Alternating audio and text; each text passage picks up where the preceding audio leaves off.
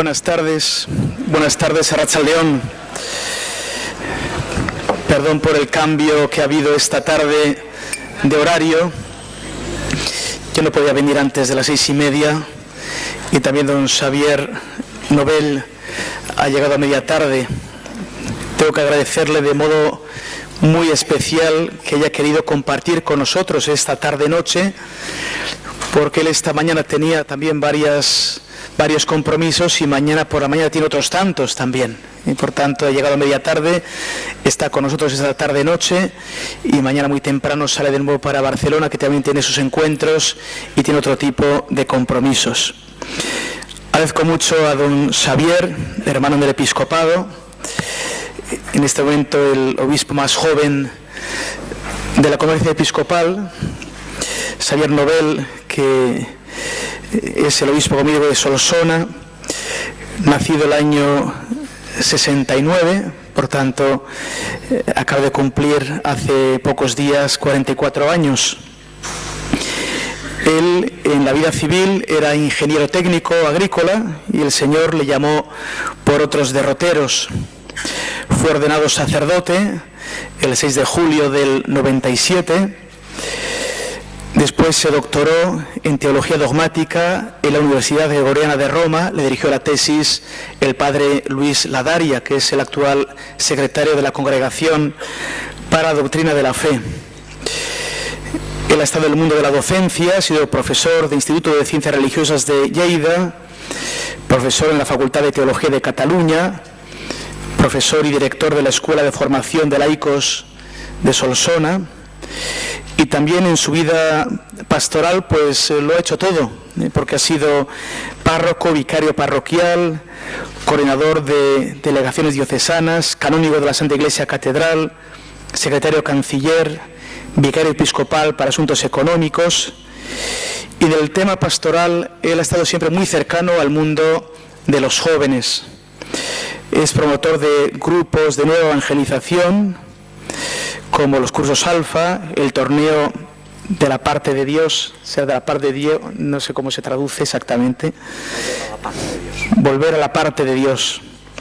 Promotor de vocaciones al sacerdocio y al diaconado, y también es impulsor del oratorio de los Nens Petits y de los catecolonies de la diócesis de Solsona.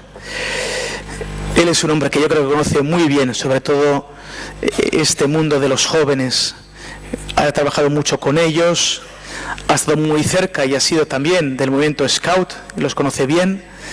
En la conferencia episcopal, junto con el obispo de San Sebastián, llevan adelante lo que es la delegación, lo que es la comisión episcopal de la juventud, y por tanto creo que su presencia hoy nos puede enriquecer por su experiencia, por su reflexión profunda de estos temas de la evangelización, y creo que es para nosotros un honor que haya podido hacer ese hueco en su agenda para estar con nosotros. Te agradezco de verdad, Xavier, tu presencia esta tarde y te escuchamos con mucho gozo.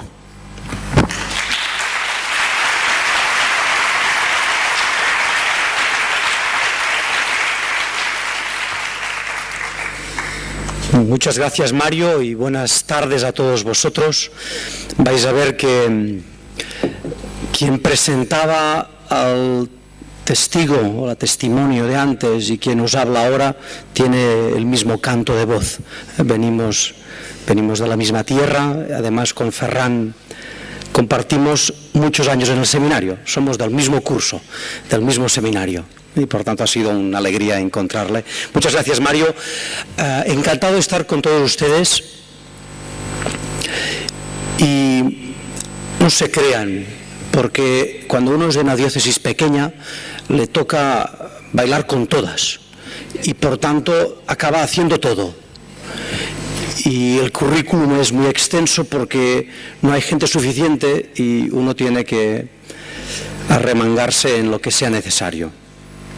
Después de un testimonio de vida, dar una conferencia cuesta un poco, porque lo que verdaderamente nos interesa es lo que Dios hace en nuestras vidas. Y las teorías se quedan cortas. Pero bueno, yo he preparado mi conferencia y por tanto, con humildad, os la ofrezco. ¿Cuál es la tesis de esta conferencia que lleva por título Jóvenes y creyentes, la aventura de la fe? La tesis es sencilla y voy a intentar no demostrarla porque no vamos a hacer una clase de escolástica, pero sí mostrarla o manifestarla. La tesis es sencilla.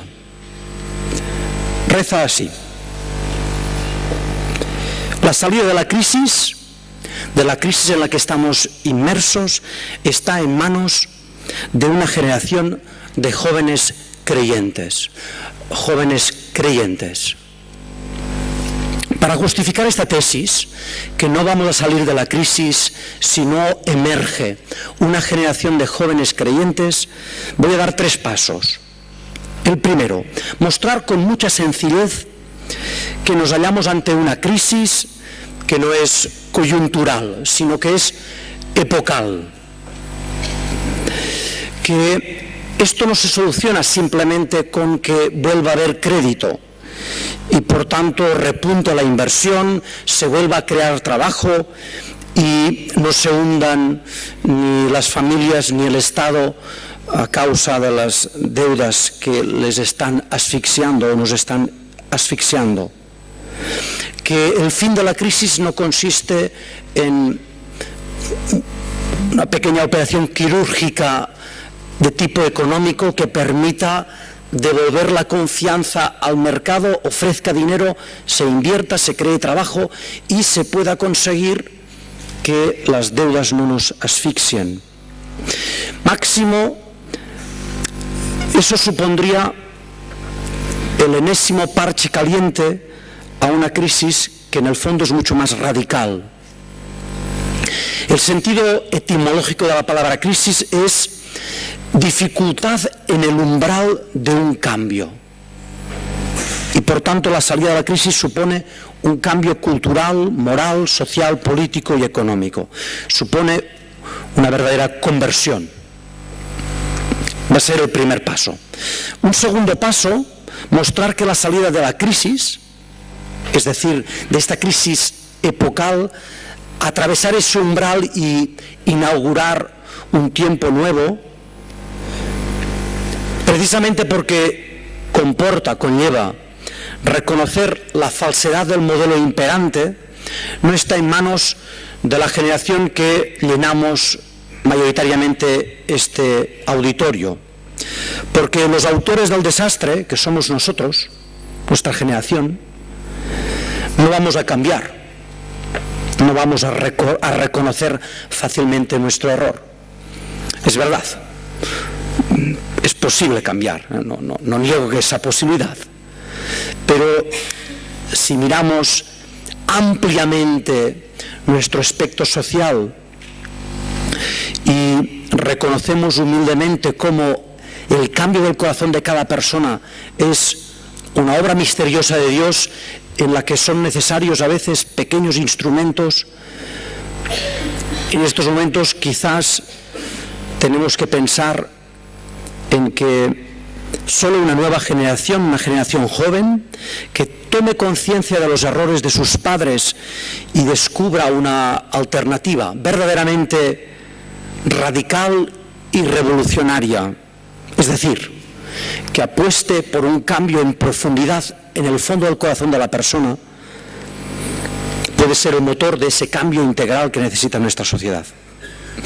No voy a ser yo quien impida al Señor destruir mi tesis.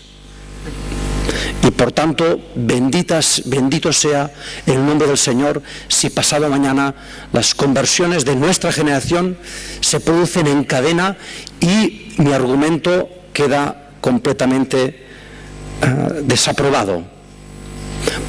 Aunque se publique, no pasa nada, mejor.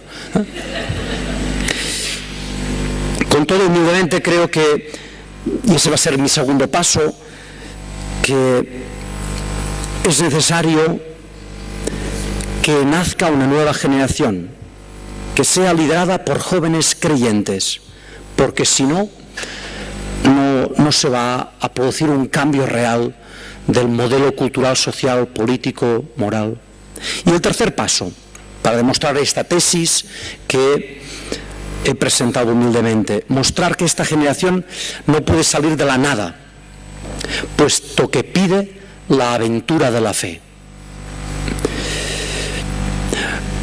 Y voy a enunciar con mucha sencillez esas apuestas eclesiales que debemos llevar a cabo para hacer posible, facilitar el nacimiento y el crecimiento de dicha generación. Conscientes de que no va a ser nuestra obra, pero conscientes también que Dios quiere nuestras manos para realizar esa obra. Entremos en estos tres pasos. Repito, la tesis breve, la salida de la crisis, de nuestra crisis, está en manos de una generación de jóvenes creyentes. Primer paso, nos hallamos ante una crisis epocal. Sufrimos una crisis que va mucho más allá de lo económico y que hunde sus raíces en el fracaso del modelo ético-moral propio de nuestras sociedades occidentales. La crisis económica ha hecho estallar la visibilidad de dicha crisis. ¿Por qué? Porque hasta ahora el gran público, la mayoría de la sociedad, no percibía la gravedad de esta crisis, aunque muchos de nosotros ya hace mucho tiempo que decimos: a este ritmo de divorcios, a este ritmo de abortos, a este ritmo de vida de lujo, de sueños de lujo, a este ritmo de pérdida de valores, a este ritmo que lo engloba todo, de pérdida de fe, esta sociedad se va a hundir. Porque eso que veíamos muchos de nosotros ya hace años, el gran público, la mayor parte de gente, no lo veía. Muy sencillo, porque el modelo sociocultural imperante predica que la felicidad se halla en el bienestar económico, que todo se puede comprar, que el amor se puede comprar, que la felicidad se puede alcanzar como si fuese un bien de consumo. Mientras corría el dinero, propio o prestado, era posible consumir, gozar y realizar todos los sueños hedonísticos que nos presenta la publicidad y los modelos de éxito, deportistas, modelos, artistas. Cuando se ha cortado el grifo del préstamo internacional que nos permitía vivir en el despilfarro, inconsciente para muchos y tristemente consciente y culpable para algunos pocos, nos hemos despertado del sueño. De golpe nos hemos vuelto pobres. Si aparece alguna expresión que no existe en español, pero se entiende, sed benévolos conmigo. Esto de golpe, no sé si existe uno en español. ¿Sí? Porque vais a escuchar alguna catalanada disfrazada de español, seguro. De golpe nos hemos vuelto pobres. Hemos perdido lo que teníamos. Y la desilusión, la depresión y la indignación ha hecho estallar la crisis general. Crisis social, familiar, política. Algunas voces advenedizas se han unido últimamente al análisis que desde hace muchos años realizan los pensadores católicos. Ya no somos solo los anticuados, los carcas, los aguafiestas de siempre, los que afirmamos que esta enésima crisis económica del capitalismo occidental revela una crisis más profunda, la crisis del modelo ético-moral, más aún del modelo cultural, en el sentido amplio del término cultura, de lo que nos permite comprendernos en toda nuestra integridad, y que este modelo ya no da más de sí. Sin ser exhaustivo, voy a hacer un dibujo muy sencillo de los síntomas de esta crisis, porque esto es solo el primer paso, aprovechando el último capítulo de un libro, y de paso hago propaganda, de un libro que escribí hace un par de años que se llama Carta a los jóvenes. Es un capítulo que es políticamente incorrecto y que titulé Un modelo que no va. Cuando lo terminé de escribir dije, vas a recibir muchos palos si llegan al final del libro, pero dije es lo que pienso, por tanto os lo voy a decir como he hecho siempre. Sin duda es simplificador este dibujo, pero creo que cumple con el objetivo de mostrar que nuestra crisis no es coyuntural, sino epocal. Está escrito pensando en un chico de 18, 25 años, una chica, y por tanto usa la segunda persona del singular. Tus padres fueron los jóvenes de los 70, los jóvenes de la transición.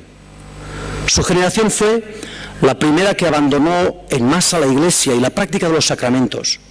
La mayoría de ellos se casaron por la Iglesia, no por convicción, sino porque era difícil imaginar otra cosa en esos momentos. No rompieron con la tradición de bautizarte ni de celebrar tu primera comunión, pero no educaron cristianamente a sus hijos.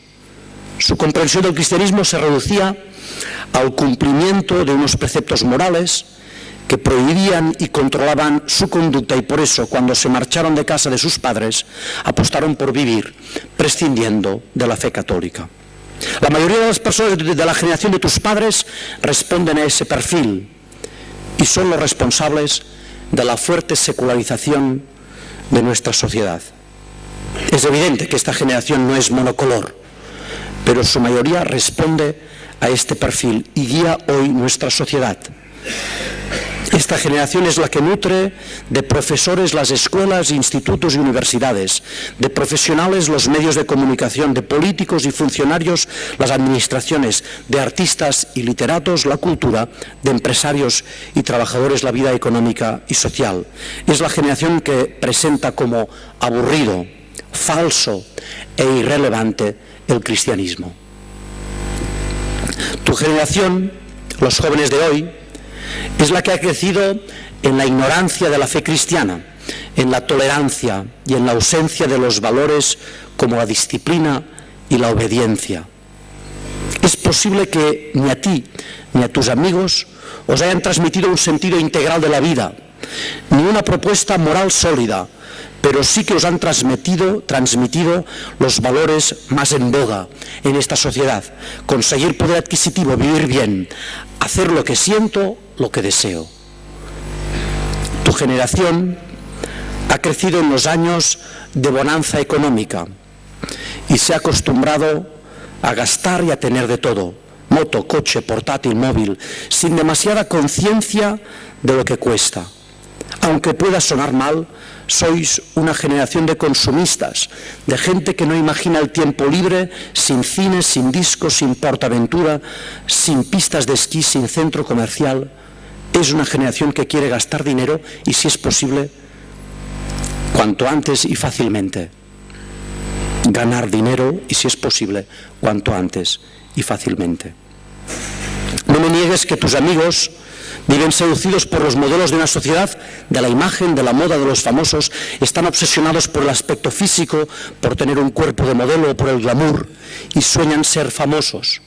Es la generación conocida como los hijos de la libertad, que profesa el relativismo moral, sin ideas claras sobre el mal y el bien.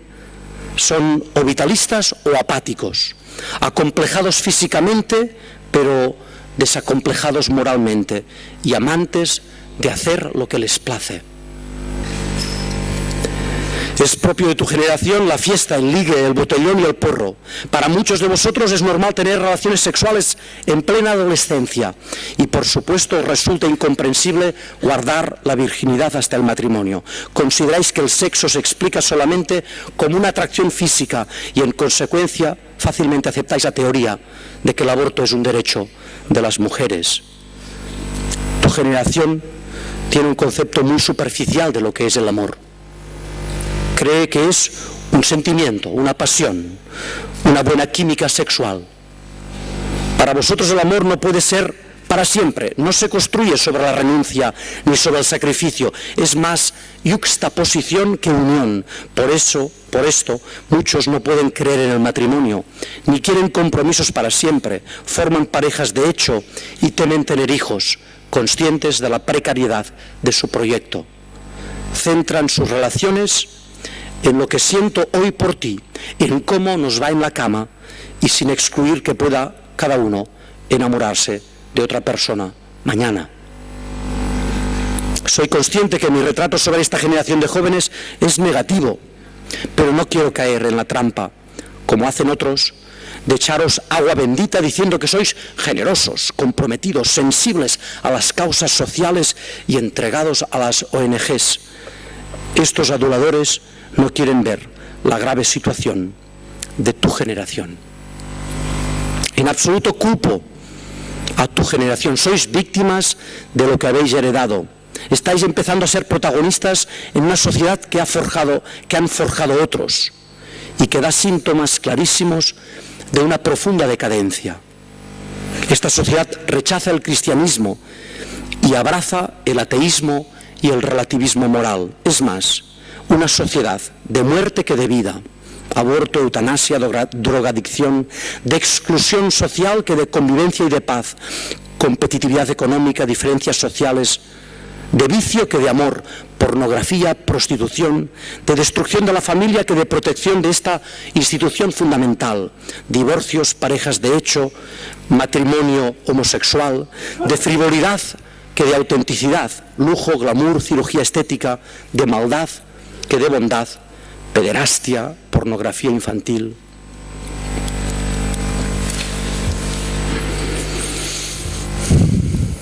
Ciertamente, he finalizado mi lectura de mi capítulo haciéndome propaganda. Ciertamente que es necesario hacer un análisis mucho más profundo de las raíces de esta crisis general que padecemos, pero como he afirmado en la introducción de mi conferencia, no pretendo analizar la crisis actual. No persigo mostrar las raíces filosófico-religiosas de la crisis, los proyectos de derrumbe moral del cristianismo para imponer el nihilismo imperante, último responsable de nuestra crisis. Tampoco pretendo desenmascarar los lobbies que han controlado los bestsellers, las columnas de opinión y se han introducido en los equipos ideológicos de los partidos políticos para dirigir los proyectos legislativos. No soy capaz de presentar las teorías económicas que han justificado la burbuja del crecimiento económico de nuestro país y que recientemente nos ha estallado en pleno rostro.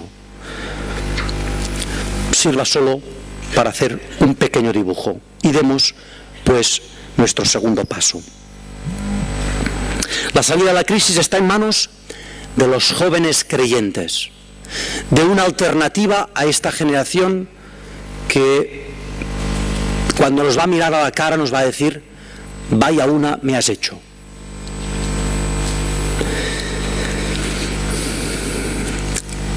La primera parte del título de mi aportación es Jóvenes y creyentes. Mi tesis es mostrar que estoy convencido que solo los jóvenes creyentes tienen receta para salir de la crisis.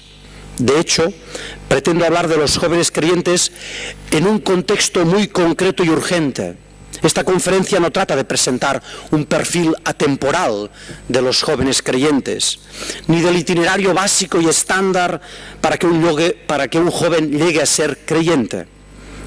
Algo de eso aparecerá en mi tercer paso, pero como estoy hablando a un colectivo numeroso de laicos católicos que tienen vocación de acción transformadora de la vida pública, no en vano quienes organizan esto, la Asociación Católica de Propagandistas, existe para acompañar a aquellos laicos católicos que desean vivir su vida pública desde la fe.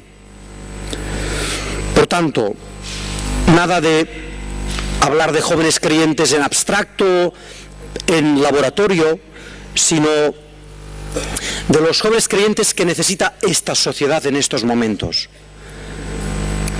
¿Por qué solo una generación de jóvenes creyentes puede conseguir que nuestra sociedad supere la profunda crisis en la que está sumida? Con motivo de la JMJ de Madrid, publiqué un artículo en un periódico, en un suplemento especial de la JMJ, lo titulaba Los jóvenes de la JMJ. En un fragmento describo por qué los jóvenes creyentes son la única esperanza ante la crisis. Leo. Hace pocos días leía una columna de opinión que retrataba demoledoramente, más que mi capítulo, los adolescentes de hoy en día. Los pintaba solo a partir de su forma de vestir y de su aspecto físico, como una generación seducida por la fealdad y la suciedad, y mostraba la paradoja que esto suceda cuando se goza como nunca del acceso a la cultura y a todo tipo de bienestar. Si este análisis profundizara en sus conversaciones y ocupaciones, aparecería una fotografía aún más deprimente. Los jóvenes de la JMJ destacan con una gran diferencia en medio del espectro juvenil. El comportamiento y las actividades de los chicos y chicas de la JMJ manifiesta que los jóvenes católicos son otra cosa, una minoría diferente, creativa y alternativa, que destaca muy llamativamente como un signo de esperanza. Los medios estos días nos están procurando unas imágenes elocuentes. Todos nos acordamos de tantas horas pegados ante el televisor contemplando las imágenes de la visita del Papa Emérito Benedicto a Madrid. Nos ofrecen multitud de rostros radiantes, de miradas transparentes y brillantes. Descubrimos rostros de jóvenes recogidos en oración, jóvenes arrodillados pidiendo perdón y colas de ellos esperando pensativamente su oportunidad para confesarse. Este fin de semana nos sorprenderemos ante los millares de rostros atentos y receptivos a un hombre viejecito vestido de blanco que habla pausadamente y sin estridencias. No vemos ni veremos rostros violentos, ni tristes, ni heridos, ni marcados por el odio, ni perdidos, ni ausentes. Todas estas caras de la JMJ nos hablan de jóvenes sanos, que desean vivir en la verdad, que saben que la vida no es fácil y que el riesgo de frustrarla está a la vuelta de la esquina, pero viven confiados porque saben quién está a su lado para ayudarles y protegerles. Les han hablado de Cristo, se han sentido atraídos, lo buscan con ardor o con gran gozo, ya se han encontrado con Él. Han experimentado que solo Jesucristo les da la fuerza, les traza el camino de la verdad y les promete la verdadera felicidad. Estos jóvenes no son chavales de festival, chicos y chicas aburguesados, sin capacidad para cambiar el mundo. Estos son los verdaderos revolucionarios de este siglo. No ocuparán las calles con sus manifestaciones, no lucharán contra el sistema con violencia callejera, ni se evadirán falsamente de la realidad. Ellos son los revolucionarios de la misericordia, los salvados por el amor de Cristo y sus heraldos. Ellos proclaman con su testimonio y sus palabras que el Señor es el único que puede liberar y cambiar el corazón de toda persona humana y a través de cada persona el mundo. Estos jóvenes están dispuestos a renunciar a todo para consagrarse a Dios y a los demás, especialmente a los más pobres. Estos buscan a alguien para construir una familia basada en un amor entregado y generoso, centrada no en el bienestar, sino en darlo todo por los hijos que Dios quiera ofrecerles. Estos jóvenes se sienten llamados a prepararse a fondo para conducir la sociedad en lo político, social y económico. Son los futuros políticos incorruptibles. Está escrito antes de todo lo que hemos visto. Los futuros políticos incorruptibles, porque su único amo es el Señor y su única pasión una sociedad según su reino. Son los futuros creadores de opinión y de cultura, libres, no sometidos al dinero o al deseo de fama y poder, por lo cual son servidores solo de la verdad, de la bondad y de la belleza. Son los futuros hombres y mujeres de empresa, promotores de una economía capaz de crear riqueza, innovación y progreso sin un afán de lucro desmedido y escandaloso, capaces de vivir con sencillez, con un sueldo humilde y al mismo tiempo entregar todo para que muchos puedan trabajar y ganarse dignamente la vida. Pueden esto porque les mueve solo el compromiso con Dios, con su proyecto. Si la salida de la crisis supone un cambio radical de modelo, eso exige una generación transformada. Una generación que ponga su felicidad en Dios y que viva, por tanto, según el Evangelio, que viva para los demás. ¿Quién puede desear hoy vivir humildemente? Esa canción tan terrible que cantaba esa chica, antes muerta que sencilla. ¿Quién puede desear hoy vivir humildemente? Dar lo mejor, con gran espíritu de sacrificio a favor de su familia, a favor de la sociedad, a favor de su trabajo, no esperando un sueldo espectacular, una segunda residencia, un yate, cambiar de coche cada 2 años. ¿Quién puede rechazar como basura todo lo que hasta ahora ha sido considerado como éxito, fama, dinero, poder? ¿Quién puede sentirse atraído por la belleza, la bondad y la verdad que aparece en el servicio gratuito y generoso a los demás? ¿Quién puede preferir el matrimonio indisoluble, generoso en la acogida de los hijos, sacrificado, entregado, feliz? Solo los jóvenes tocados por Cristo pueden entender y desear esto. Solo los que han descubierto que la felicidad la regala Él, a quienes con humildad le siguen, a quienes les es concedida la gracia de imitarle, no quienes luchan por imitarle, a quienes les es concedida la gracia de poder imitarle. Sin Dios esto no es posible, sin Dios no hay cambio, sin Dios los hombres no pueden luchar contra el Señor de este mundo, que aprovecha nuestro ego y nuestra fragilidad para continuar su obra de destrucción bajo apariencia de realización verdadera de nuestro deseo. Como el Santo Padre Francisco no para de decirlo, traduzcamos este parágrafo. Sin Dios los hombres no pueden luchar contra el demonio.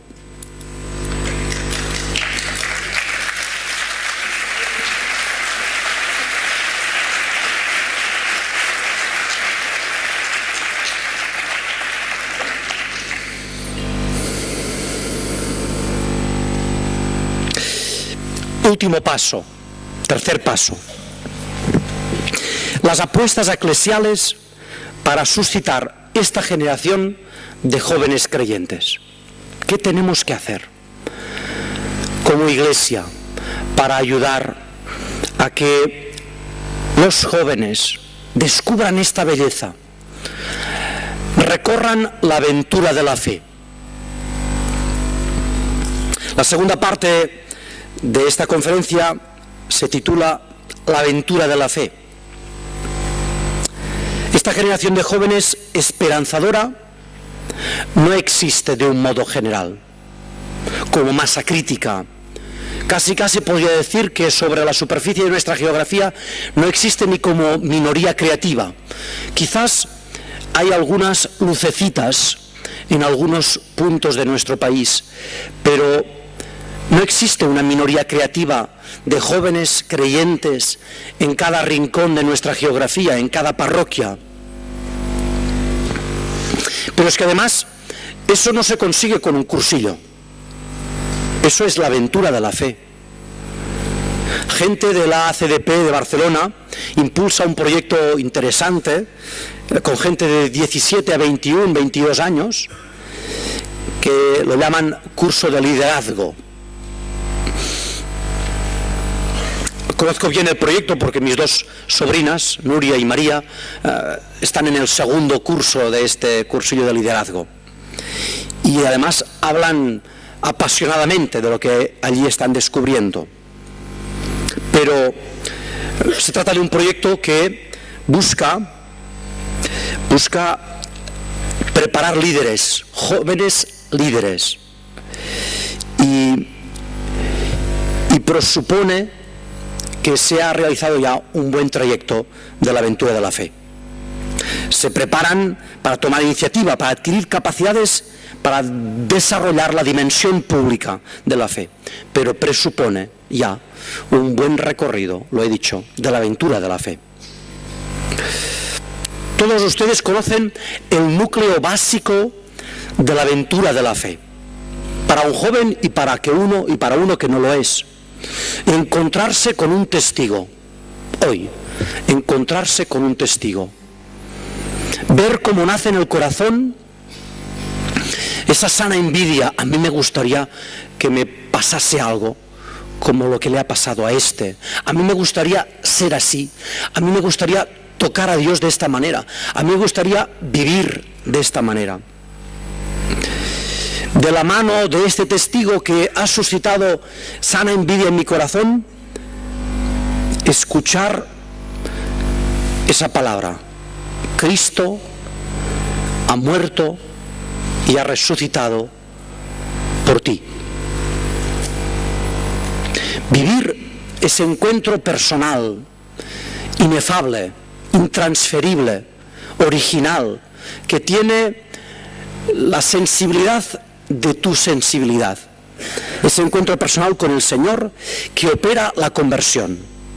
Testigo, envidia, anuncio, encuentro, para después recorrer el apasionante camino de hacerse amigo, de hacerse discípulo de Jesús, la catequesis, y vivir ese milagro que Dios hace en cada uno de los que se acercan a Él, que es ser transformado, ser cambiado en tus hábitos, en nuestras actitudes, el cambio de vida, la formación moral, la transformación moral. Y cuando uno es joven, en medio de todo ese proceso, escuchar cómo el Señor te pide que respondas a lo que ha pensado desde la eternidad para contigo. Para más desarrollos de este itinerario básico, leed mi carta. La cuestión es, muy bien, la aventura de la fe la conocemos, pero si nos estamos planteando la tesis, solo una generación de jóvenes creyentes va a ser capaz de cambiar esta sociedad, de sacarla de la crisis, ¿qué tenemos que hacer como Iglesia para que esta aventura de la fe pueda ser un ofrecimiento que llegue al máximo de jóvenes posibles, respetando humildemente los tiempos de Dios, conscientes de que nuestros tiempos siempre son más largos que los de Dios? Dios puede convertirnos en un instante, en un segundo. La Iglesia tiene multitud de iniciativas, de proyectos, personas que se han sentido llamadas a dedicar lo mejor de su tiempo al apostolado, en la familia, a través de una congregación religiosa, a través de un movimiento, a través de las parroquias. Mi propuesta, muy sencilla, sirve para las parroquias, sirve para los movimientos, sirve para las escuelas. Es sencilla. Parte de dos puntos fundamentales. Es imprescindible hoy, para que los jóvenes realicen la aventura de la fe, una comunidad. No es suficiente los encuentros, aunque son importantes, necesarios, complementarios. No podemos contar muy a menudo con la familia. No está para la labor. La generación de los padres de nuestros jóvenes son con los que el Espíritu Santo va a tener más trabajo. Y no contamos con gran cantidad de agentes de pastoral. Estamos faltados de gente. Por tanto, mi tesis es: cada comunidad parroquial, cada movimiento que mire un poco más allá de las puntas de sus pies, cada congregación que no piense solo en si puede sobrevivir o no puede sobrevivir, sino que piense en la gran tarea de la evangelización, en el gran reto, en el primer punto de la agenda de la Iglesia, que es la nueva evangelización, y por tanto en hacer surgir una generación de jóvenes y de no tan jóvenes que pueda realmente cambiar este mundo.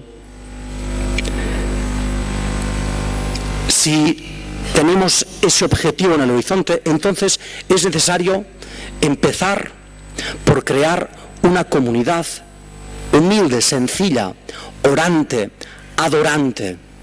Una comunidad orante y adorante. Primer objetivo pastoral de mi parroquia: juntar 3 o 4 que tengan antena y ponernos a rezar juntos, a adorar, a escuchar los hechos de los apóstoles y no tener paciencia, y tener paciencia. Los primeros discípulos, los 12, cuando el Señor los dejó el día de la ascensión, dijeron: muy bien, ahora nos toca a nosotros, chicos. Venga, Juan, tú a por la calle recta. Pedro, baja al centro. Tú sube al templo. Y nuestra estrategia es esta. Vamos a decir esto y esto y esto. Y nos vamos a juntar por la noche. No. Rezaban que viniese el Espíritu Santo. Pedían que fuese enviado el Espíritu Santo a esa comunidad. Y cuando llegó el Espíritu Santo, no dijeron: de acuerdo, ahora sí, tú a la calle recta, tú baja. No. Recibieron el Espíritu Santo y después de recibirlo continuaron rezando. Es verdad, recibieron el Espíritu Santo y cuando vieron que la gente se acercaba, hablaron y la gente se marchó. ¿Y qué hicieron? Continuaron rezando, subieron al templo, y subiendo al templo, en la puerta, en català diem bonica, no sé cómo es, hermosa, la puerta hermosa, en la puerta hermosa encontraron uno que les pidió caridad y le dijeron: no tenemos nada, no tenemos dinero, no tenemos ni plata ni oro, lo que tenemos te lo damos, en el nombre de Jesucristo, levántate y anda. Y claro, pasó lo que pasó y la gente se reunió y entonces hablaron. Es decir, no hay proyecto, no tenemos proyecto pastoral cuando queremos hacer nacer una comunidad donde se va a poder vivir la aventura de la fe. No hay proyecto, hay un pequeño núcleo orante que reza, que pide el Espíritu Santo y que vive. Y viviendo se va a encontrar un paralítico, se va a encontrar un deprimido, se va a encontrar un joven perdido y se va a dedicar a la pastoral sanitaria, que es la pastoral que vamos a tener que hacer a partir de ahora. Es esta: encontrarse el paralítico, el deprimido, el perdido, el hundido, y con la fuerza del Espíritu Santo, con el poder de Dios, hacer milagros. Ya he dejado los papeles. Y me explicaba un argelí en Toulon cómo se convierte un musulmán al cristianismo. Tiene que encontrar un cristiano que sea moralmente superior a él, si no, ni le va a escuchar, lo va a despreciar. Tiene que ser un cristiano que, además de ser moralmente superior a él, tiene que estar ardientemente convencido de su fe, si no, va a decir: a este lo voy a convertir yo. Y tiene que suceder un milagro. Y cuando él decía un milagro, no quiere decir el milagro de que se convierta, sino un milagro.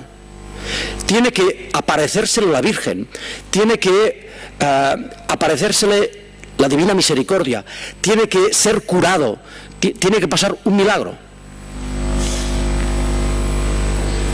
Los padres de la Iglesia y otros explican que el crecimiento exponencial de la primitiva comunidad cristiana es porque la comunidad cristiana hacía milagros, sacaba demonios, actuaba con el poder del Espíritu Santo.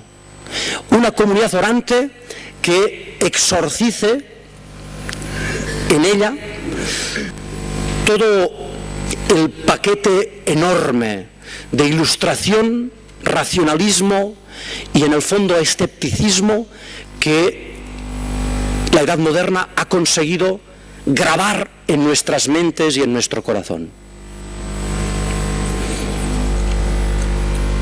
Alguien va a decir: nos ha salido un obispo carismático. No hay peligro, soy un racionalista en proceso de conversión. Una comunidad orante, y cuando alguien sea tocado, sea curado, cuando el milagro se produzca, ¿qué tenemos que hacer? Acercarle a esta comunidad orante. Reconozco que alguna de estas ideas, muchos grupos hoy lo están viviendo. Los movimientos en el fondo participan de algunas de estas intuiciones.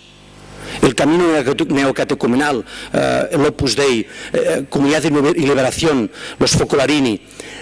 ¿Por qué han crecido y continúan creciendo? Porque tienen una comunidad que más o menos reproduce el modelo primero. Nuestras parroquias, las parroquias, los grupos que no quieren envejecer y ir decayendo, tienen que vivir esta frescura espiritual. Estas comunidades no son grupos juveniles que hacen cosillas, sino verdaderas comunidades donde está el mayor, el más joven, donde está todo el mundo. Porque lo que es atrayente de eso no es simplemente que nos juntamos gente de nuestra edad o de nuestra profesión, sino el poder de Dios. Y desde esta experiencia, ser capaces también de elaborar un proyecto de primer anuncio del Evangelio bien pensado, articulado.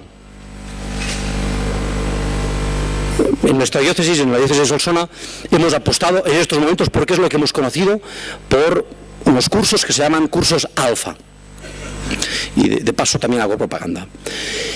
Que además es lo que ha hecho siempre el pueblo de Dios, que es descubrir algo bueno que existe fuera de su pueblo y pasarlo por su experiencia y aprovecharlo. Es una experiencia del mundo protestante anglosajón, básicamente de anglicanos, para intentar hacer eso, ¿no? Cambiar ese signo. Pensado para jóvenes, segmento 25-35 años, 20-35 años.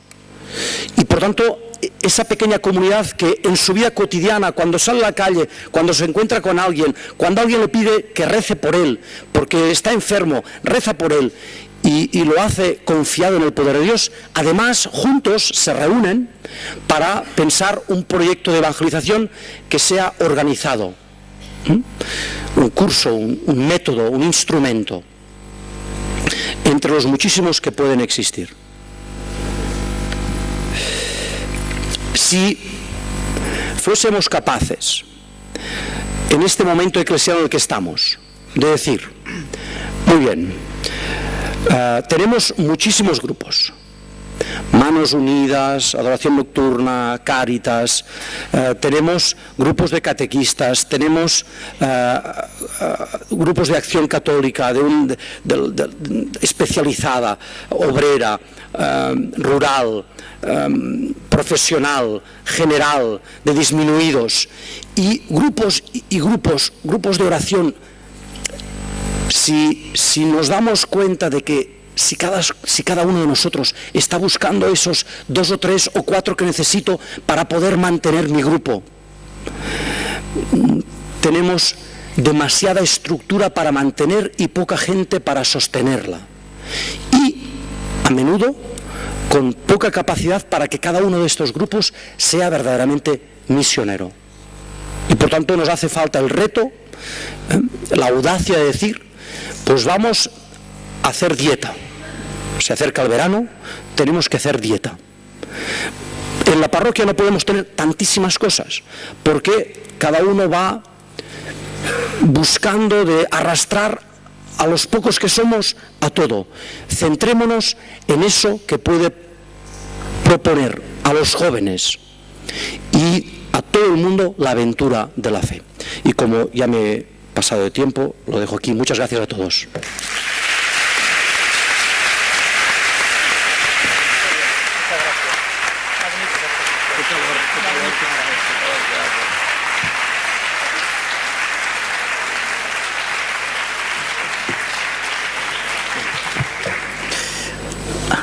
Agradecemos a don Xavier Nobel esta magnífica ponencia.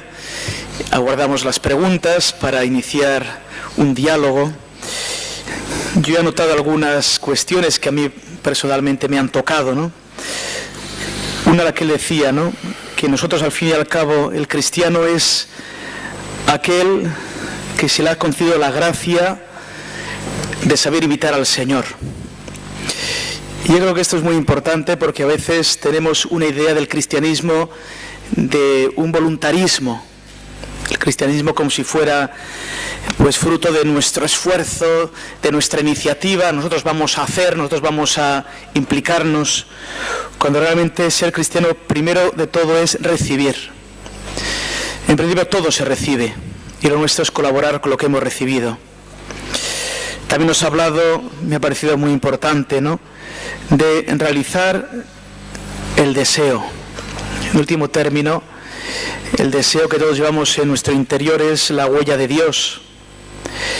Yo estoy convencido que hoy en día lo más herido que tiene el ser humano es el corazón y lo más herido que tiene el ser humano es el deseo. Y también los jóvenes, lo más desorientado que tienen es el deseo. Muchas veces se agota en sí mismo porque nadie se lo ha orientado hacia el bien. Y creo que un lugar donde hay que tocar para recuperar a los jóvenes y a las personas es precisamente el deseo que no está apagado, que nunca se apaga, el deseo de Dios. No deja de ser la escena de la samaritana, de Jesús con la samaritana, ¿no? Yo te daré agua viva, no solo este agua, sino un agua que saciará tu sed, tu deseo. Nos ha hablado de la necesidad para esta conversión de encontrarnos con un testigo, encontrarnos con los testigos. ¿Se acuerdan de aquella frase que repetía Benedicto XVI, que dice que hoy en día las personas escuchan más a los testigos que a los maestros? Y escuchan a los maestros en la medida en que son testigos. Yo creo que ciertamente encontrarnos con un testigo, nos hablaba don Xavier, esa correlación testigo, suscita en nosotros esa envidia, se nos da el anuncio y eso desemboca en el encuentro con el Señor. Nos ha hablado también de la comunidad, no solo encontrarnos con testigos, sino una comunidad.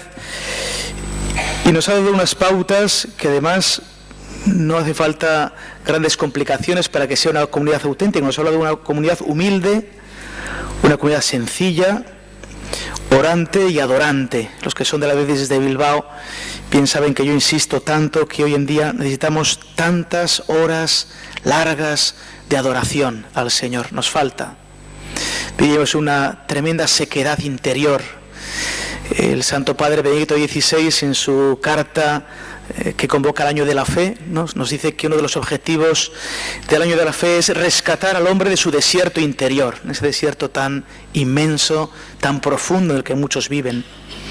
Y nos ha hablado también de ocurrir el milagro, cuando nos contaba pues esa conversación con aquel argelino, con aquel argelino en Toulon, que bueno, que esa superioridad moral y también del milagro.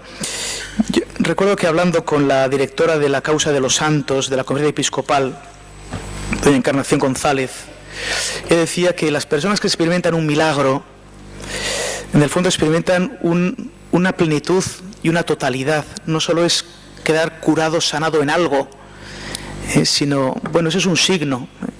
El Señor, cuando se acuerdan de aquel pasaje tan hermoso de aquellos amigos, aquellos testigos que llevan al paralítico delante del Señor, el Señor lo primero que le dice no es levántate y anda, le dice tus pecados son perdonados. Es una sanación integral, que ahora va a incluir también la sanación física. Muchos de los que veo aquí soléis venir a Lourdes, con la hospitalidad de Lourdes, veo muchos de vosotros. Y ciertamente nos encontramos ahí con miles de personas cuando vamos todos los años.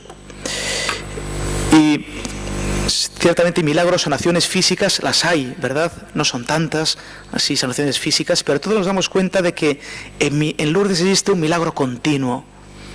Que la gente en el fondo es sanada en ese deseo, en ese corazón. O quizás su cuerpo pues siga pues con sus dificultades de salud, pero se vuelve de otra manera. Se vuelve asumido, integrado, aquello que iba quizá desintegrado, iba dolorido, se vuelve de otro modo, porque el Señor sana siempre de un modo integral. Paso a las preguntas que van llegando a la mesa. Una primera nos dice, además de rezar por la fidelidad de la Iglesia al Evangelio de Jesús, ¿qué podemos hacer cuando en las diócesis a veces se dice que adorar al Santísimo pues no es importante, que hay que hacer planes de evangelización? ¿No se debe tomar partido por esta serie de cosas? Esa es una primera pregunta. Tenemos una larga experiencia de planes que no han servido prácticamente para nada. Esa experiencia la tenemos. ¿Cuántas diócesis, cuántas parroquias llevan 15 planes quinquenales, planes pastorales, en los que pastoralistas y teólogos piensan, bueno, ¿qué objetivo nos vamos a marcar ahora? Este y este. Y la inmensa mayoría de la gente, después de ojearlo un poco, lo guarda, lo archiva o lo archiva. Y los que lo intentan poner en práctica constatan con tristeza que conseguimos poco. En cambio, cuando el plan pastoral surge de esa comunidad orante, también puede surgir de esa persona orante. Una persona rezando puede recibir una luz y puede emprender una tarea apostólica imparable. Pero cuando eso además es fruto de una comunidad que reza junta, eso tiene una fuerza y una fecundidad que yo creo que es la que tenemos que buscar. No rezar sí, planes pastorales no. Mucho menos planes pastorales sí, rezar no. Sino rezar para que el Espíritu Santo nos indique el plan que tenemos que llevar a cabo. Bien, dos preguntas que son de la misma temática. Dice, me ha parecido magnífica la radiografía del momento actual. Me gustaría que comentara algo sobre lo que dice el Papa Francisco, que los sacerdotes tienen que tener olor a oveja. ¿No cree que a veces pues, los sacerdotes pueden convertirse en funcionarios? Y otra que sigue un poco esa línea, ¿no?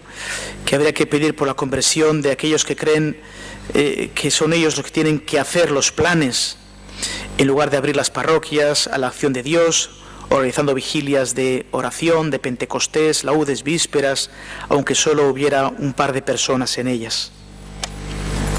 Es fantástico porque este Santo Padre, Francisco, nuestro Santo Padre, tiene la gracia de hacernos recordar cada una de sus homilías por alguna imagen, alguna frase que nos permite recordar desde la primera que hizo los cardenales. Caminar, edificar, confesar, que quería decir proclamar.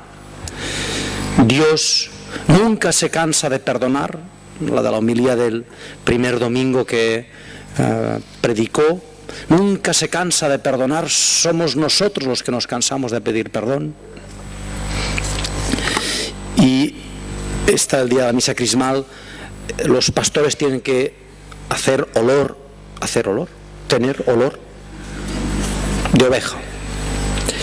Pero en esa homilía no dijo solo esa frase, dijo que cuando el pastor anda ungido, mejor dicho, que el pueblo anda ungido cuando su pastor está cerca. La expresión yo creía que era, se ve el pueblo ungido cuando el pastor está a su lado. No estoy citando exactamente, pero supongo que recordáis si leísteis la homilía completa, o si no, el sentido es muy sencillo.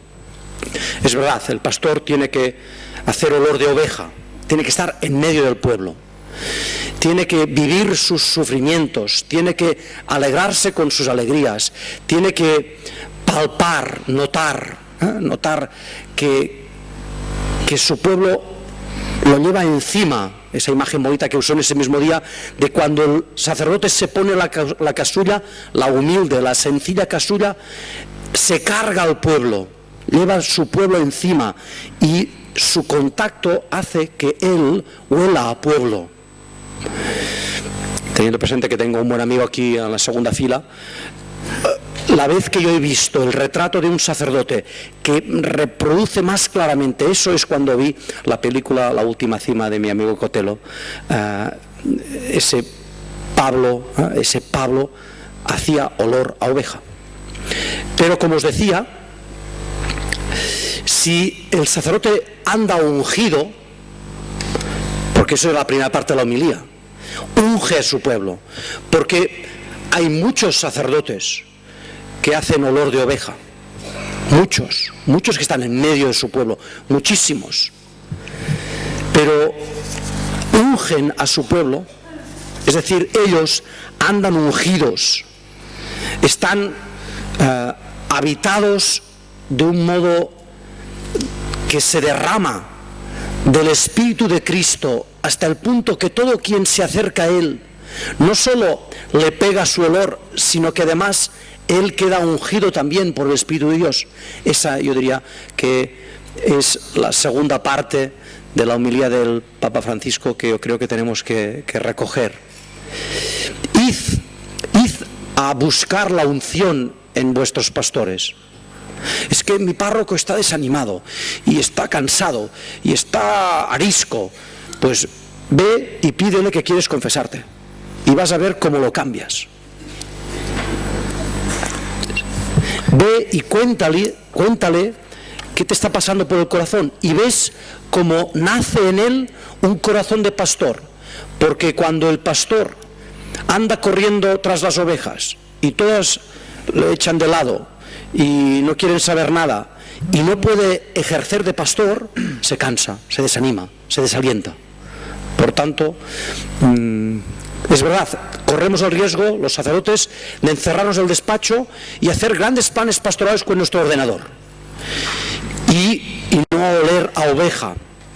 Pero también lo que sucede es que a veces nosotros no ayudamos a los pastores, a nuestros párrocos, a nuestros sacerdotes a que vivan como tales y busquen en el Señor la ayuda para poder atendernos y así ungidos nos unjan.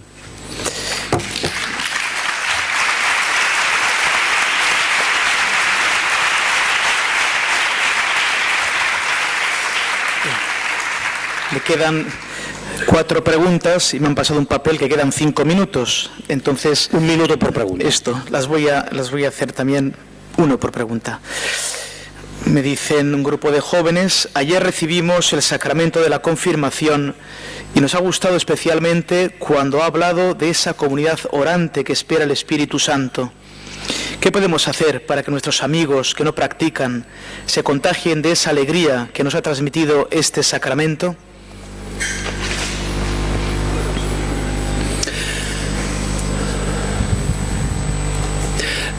Continuad juntos, reunidos para rezar, para leer juntos la palabra de Dios, para que ese don del Espíritu Santo resplandezca cada día, no solo ayer por la noche, sino cada día. Y entonces, haced esto, y a medida que os deis cuenta de que vuestros amigos, no sabéis exactamente por qué, pero cuando quieren hablar con alguien, vienen hacia vosotros. Y resulta que todos vosotros acabáis siendo los confesores de ellos, porque os explican sus problemas, sus penas, sus proyectos. Cuando notéis eso, habladlo y preparaos un poco para intentar invitarles a encontrar lo que vosotros habéis encontrado. Y como solo tengo 1 minuto, leeros mi libro. Bien.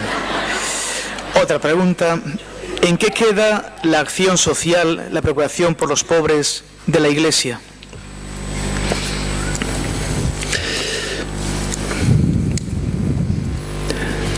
Cuando uno vive lleno del Espíritu Santo,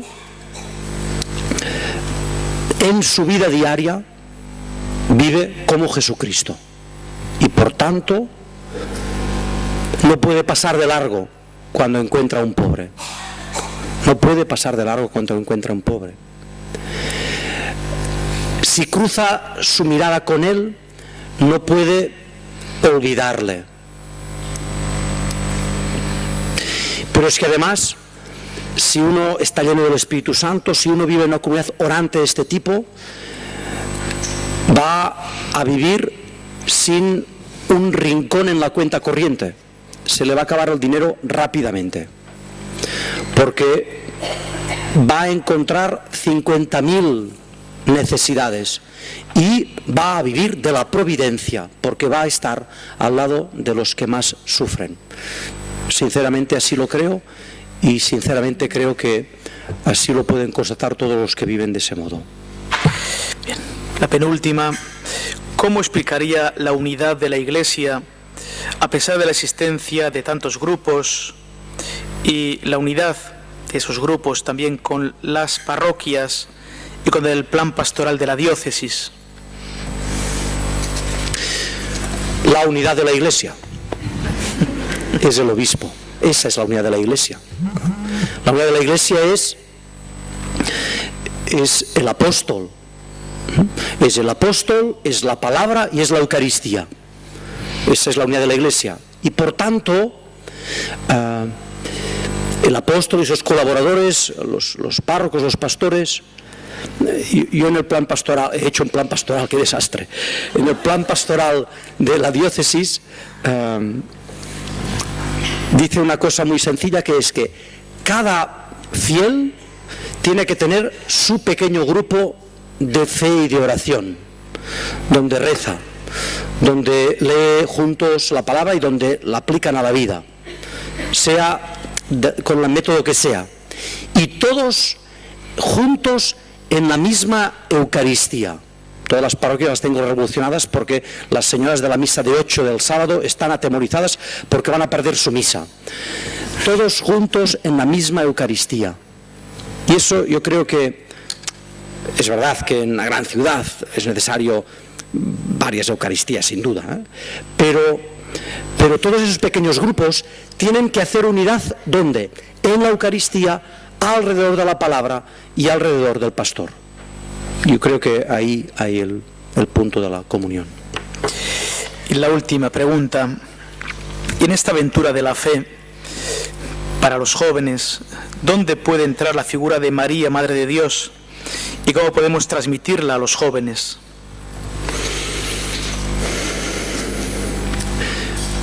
María, en la primera comunidad cristiana, estaba en el centro junto a los discípulos, rezando con ellos. Cuando una comunidad de discípulos de Jesús se reúne,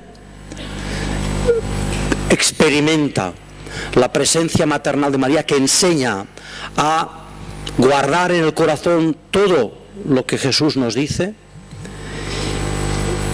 que enseña a orar, que enseña a rezar, y que nos enseña a hacer todo lo que Él nos dice. Yo creo que una comunidad así es una comunidad mariana, es una comunidad que tiene presente a quien Jesús confió su iglesia. Madre, aquí tienes a tu hijo. Y por tanto, los franceses hablan de que la renovación actual que se produce en Francia tiene como característica común las 3 blancuras. Dicen ellos, les 3 blancheurs, las 3 blancuras: la Eucaristía, la Virgen y el Papa. Por tanto, la Eucaristía, el encuentro con el Señor, la Virgen María, maestra de los discípulos de Jesús, y el apóstol, el obispo, el que nos garantiza que no nos hacemos a Jesús a nuestra medida, sino que conocemos y nos encontramos con el verdadero Jesús, el Jesús que está presente en la Iglesia. A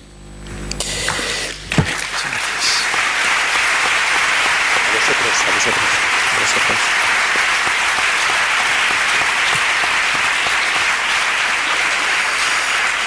Bueno, pues Xavier, agradecerte de nuevo, de corazón, el haber hecho el hueco en tu agenda para venir aquí esta tarde.